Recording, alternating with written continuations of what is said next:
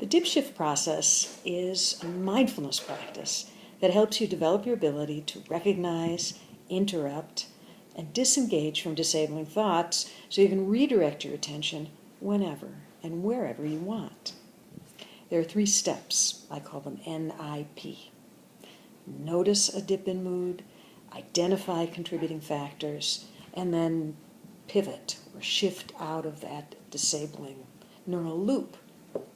So let's go through the steps. The first is the N, notice.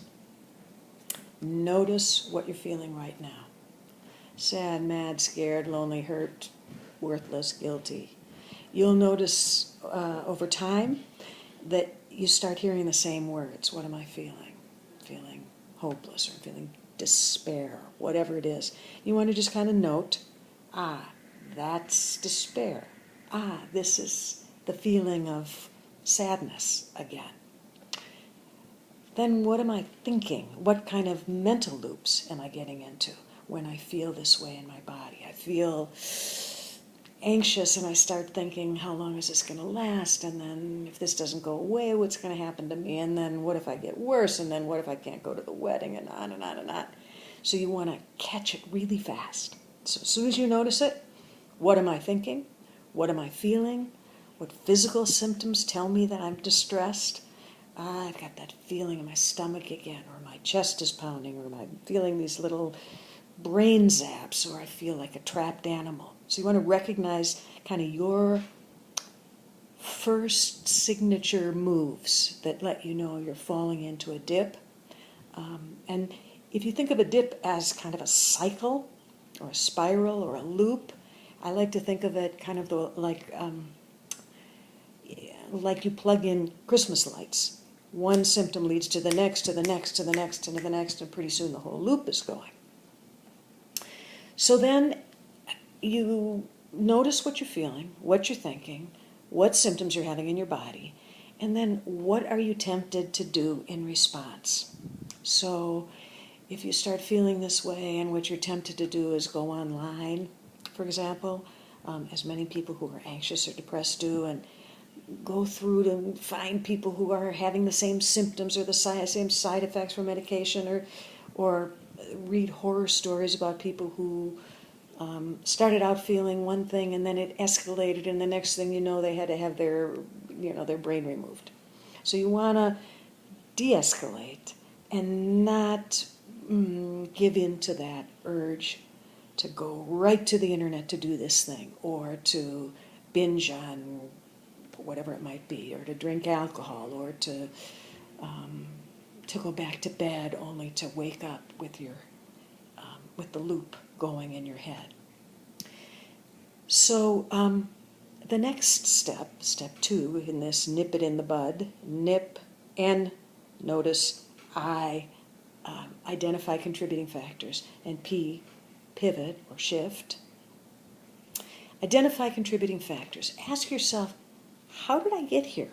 How did I get into that loop again? Did I talk to somebody who gets me riled up? Did I see someone really sad and I felt myself getting triggered?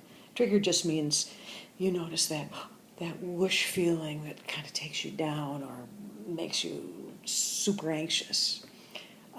So knowing what are the triggers for you, or what are the contributing factors, can really help.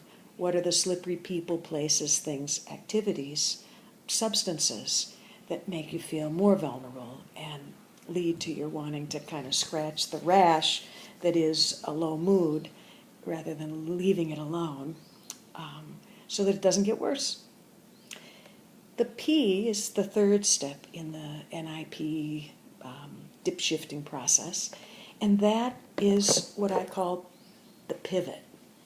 And the pivot can be doing any kind of shift in your body, so body, thoughts, physical symptoms, and behaviors. So in the body it might be, oh my God, I'm feeling that feeling. You get up, you move in another direction, and you do something that's either neutral at worst or positive at best. So if you know that when you're feeling like this, it helps to exercise, then just get up and go outside and exercise until that feeling settles down. If you've got a friend you can call that friend. If you can't get your mind to stop going around and looping, start counting things. Oh, there's a Buddha statue. There's my purse hanging on a chair. There's a lamp over there. Oh, look, there's the sun.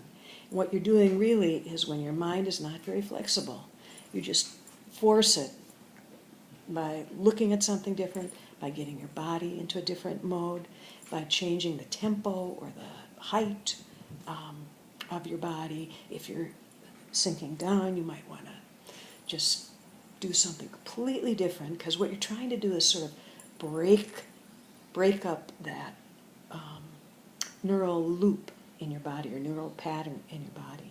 And once you do that, you're likely to be able to kind of settle things down. What you don't want to do is just pay so much attention, get so interested in your negative thoughts, feelings, emotions, conversations. And that process of noticing, identifying, and then interrupting, pivoting, and doing something else can help you keep a dip from turning into a dive. And ultimately, it's the dips. If you're someone who suffers from recurrent depression or anxiety, it's generally not something major that sends you into a dive. It's a little dip that gets that familiar feeling going that sets the alarm off. So that's how you want to interrupt over and over again, so your brain learns how to exit these disabling states and get you moving on course.